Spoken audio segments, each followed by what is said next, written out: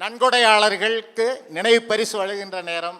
நன்கொடையாளர்களுக்கு திரு Anandan Ayyasamy voice of Tenkasi foundation அவர்கள் நினைவு பரிசினை வழங்கி சிறப்பு செய்வார்.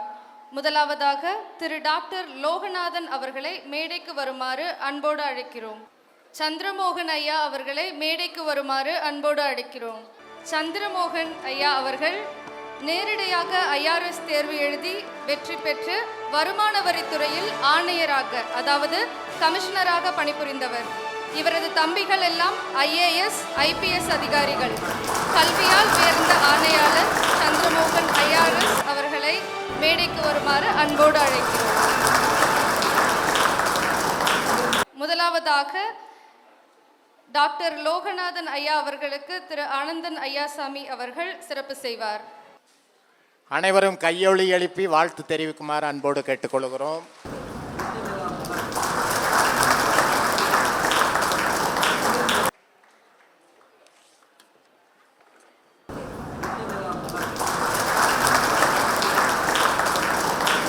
நன்கொடையாளர் நேரம். பொதுவாக நம்ம நன்கொடை வாங்கிறதில்ல, அதையும் மீறி அன்பு ஆர்வத்தால் ஆர்வ கோளாறுனால கொடுத்துருவாங்க. அதில் டாக்டர் லோகநாதனுங்கிறவர் ஒரு நிரந்தரமாக நம்மளுக்கு பணம் கொடுத்துட்டே இருப்பார். ஸோ இந்த கல்வி திருவிழாவுக்கு 10,000 ரூபா பணம் கொடுத்தாரு. அவருக்கு ஒரு சின்ன நன்றி அறிதல் மாதிரி நம்ம அந்த பொன்னாடையை போற்றி ஒரு நினைவு பரிசும் கொடுக்குறோம்.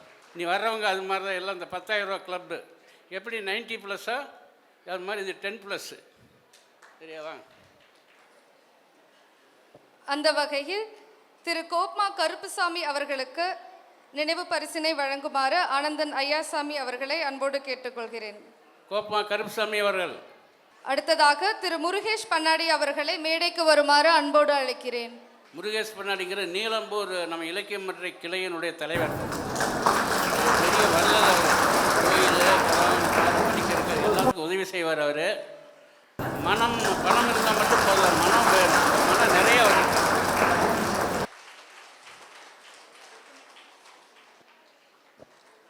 அடுத்ததாக திருமதி மாதேஸ்வரி அவர்களை அன்போடு மேடைக்கு அழைக்கிறோம். மாதேஸ்வரி எம்சிஏ.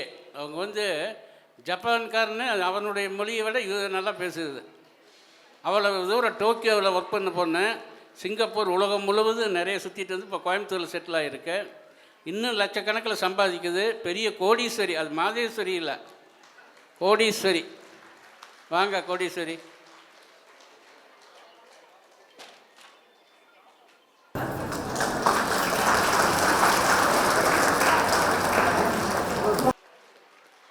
மாதந்தோறும் 1ஆம் அன்றைக்கி 1ஆம் போல் இருக்குன்னு நான் நினச்சிக்குவேன். சரி 8 மணிக்கு. அவ்வளோ தூரம் ப்ராம்ப்ட்.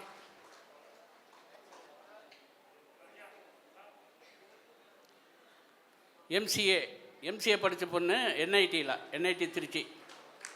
அவர் தம்பி டாக்டரு. அவங்க அப்பா அவர் இங்கே உட்காந்துக்கிறாரு. அவர் இஎஸ்சியில் ஒர்க் பண்ணவர். ஸோ இதெல்லாம் படிப்பால் உயர்ந்த குடும்பம். சாதாரண குடும்பம் தான். எனக்கு சொந்தம் தான். அவங்க படிப்புங்கிற ஒன்றுனால மாணவர்களுக்கு நான் சொல்லிக்கிறேன். இன்றைக்கி கோடிக்கணக்கான சொத்து எப்படி வந்ததுன்னா அந்த படிப்புங்கிறத வச்சு தான்.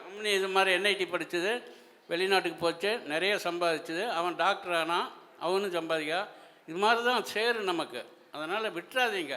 இன்றைக்கி இந்த 12th படித்த பசங்க, 10th படித்த பசங்க மினிமம் 10 பேர் இதுக்குள்ள ஐஏஎஸ் உட்காந்துட்டுருக்கிறான். ஒரு ஐஏஎஸ் 10 பேராக இதுக்குள்ள உட்காந்துருக்கணும்ப்பா. அந்த அளவுக்கு நீங்கள் பெற்றோர்கள் அந்த பொறுப்பேற்றுக்குங்க. என்ன உதவியோ நாங்கள் செஞ்சு காத்திருக்கிறோம். அடுத்ததாக நமது தேவேந்திர இலக்கிய மன்றத்திற்கு நன்கொடை வழங்கிய திரு மணிகண்டன் வடவள்ளி அவர்களை மேடைக்கு வருமாறு அன்போடு அழைக்கிறோம். மணிகண்டன் வடவள்ளி அவர் வரல. அவர் திடீர்னு ஒரு ஃபோன் பண்ணார். ஐயா 10,000 ரூபா அனுப்பிச்சிருக்குன்னு ஒரு மெசேஜ் மட்டும் வந்து யார் அதுன்னு சொல்லி ஃபோன் பண்ணால் அவர் புதுசாக சொன்னார். ஐயா பற்றி தெரியும், நான் வந்திருக்கிறேன். என் பையன் நியூசிலாண்டில் இருக்கிறான், என் பொண்ணு அமெரிக்காவில் இருக்குது. நீங்கள் என்ன படிச்சிருக்கிறீங்க? நான் சாதாரண ஒரு டிப்ளமா ஹோல்டர் தானார். அப்போ நியூசிலாண்டுன்னு யூஎஸ்ஏ போகிறதுக்கு எப்படி வழி வருது? படிப்பு தான். மறுபடியும் சொல்கிறேன், கல்வி ஒன்று தான் சொத்து. அடுத்ததாக திரு ஈஸ்வரமூர்த்தி மதுரை அவர்களின் சார்பாக சந்திரமோகன் ஐஆர்எஸ் அவர்கள் மரியாதனை ஏற்றுக்கொள்வாராக. அது அவருடைய மைத்துனர் என்னை பார்க்கறதுக்கு வந்திருந்தார். இலக்கியம் பண்ணுறது அந்த பரபரப்பை பார்த்தோன்னே என்ன சார் பண்ணுறீங்கன்னாரு. சார் இதெல்லாம் பார்த்துட்டு ரொம்ப சந்தோஷம். 2 பள்ளி வச்சு நடத்திருக்கிறாங்க மதுரையில், பிரைம் சிட்டியில். ஒரு சிபிஎஸ்சி நடத்த போகிறாங்க. ஒன்று கவர்மெண்ட் எய்டட் ஸ்கூல், இன்னொன்று மெட்ரிகுலேஷன் ஸ்கூல். அவ்வளோ பாரம்பரியமான பணக்காரர் அவர், சாதாரணமாக இல்லை. ஐஆர்எஸ் கமிஷனர் இவரும். அவர் வந்து பேங்க் மேனேஜராக இருந்தார். அவர் தம்பி ஐஏஎஸ். எல்லாம் படிப்பு தான். அவங்க முதல் தலைமுறை தான் இவங்கெல்லாம். அப்பா எல்லாம் படிக்கல, சாதாரண ஆள். போதுமா? ஸோ மீண்டும் உங்களுக்கு ரத்தமும் சதையுமா வெற்றியாளர்களே உங்களுக்கு கண்ணில் காமிச்சுக்கிற பசங்க எல்லாம் பிள்ளைகள் எல்லாம் மனசில் வச்சுக்கணும். இன்னொரு 10 வருடம் கழித்து நீங்கள் இது மாதிரி மேடையில் நின்று எங்களுக்கு பரிசு கொடுக்கணும். கொடுப்பீர்களா? நன்கொடையாளர்களுக்கும் நினைவு பரிசு வழங்கிய சான்றோர்களுக்கும் தேவேந்திர இலக்கிய மன்றத்தின் சார்பாக நன்றியை தெரிவித்துக் கொள்கிறோம்.